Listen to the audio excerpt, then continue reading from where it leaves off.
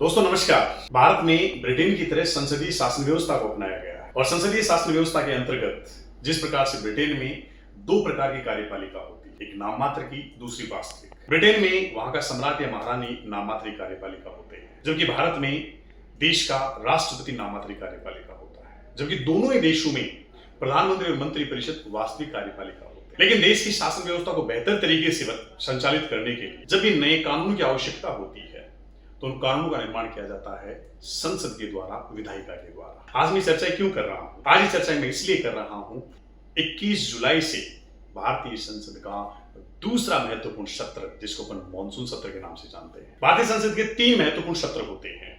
पहला बजट सत्र जो फरवरी से लेकर मई तक चलता है, दूसरा मॉनसून सत्र जो जुलाई से लेकर के मोस्टली सितंबर तक चलता है, कई बार अगस्त तक भी चलता है। जैसे अब की बार का जो मॉनसून सेशन है वो 21 जुलाई से लेकर के 21 अगस्त तक चलेगा।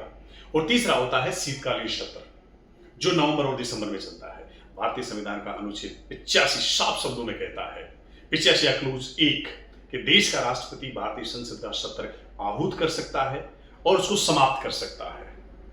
और इसी अनुच्छेद 85 के अंतर्गत प्रावधान ये भी किया गया है कि 2 सत्रों के बीच में 6 माह से अधिक का अंतराल नहीं होना चाहिए, जो कि भारतीय संविधान का अनुच्छेद 85 क्लोज 2 का सब क्लोज 2 साफ शब्दों में कहता है कि देश का राष्ट्रपति 5 वर्ष पहले भी लोकसभा को विघटित कर सकता है। पहला दिन रहा, उसमें ऑपरेशन सिंदूर को लेकर चर्चा की गई और न्यायपालिका के एक न्यायाधीश जस्टिस वर्मा के खिलाफ जो पद से हटाने का प्रस्ताव है वो लोकसभा और राज्यसभा के अलग अलग सदस्यों के हस्ताक्षर के साथ उसको पेश किया गया।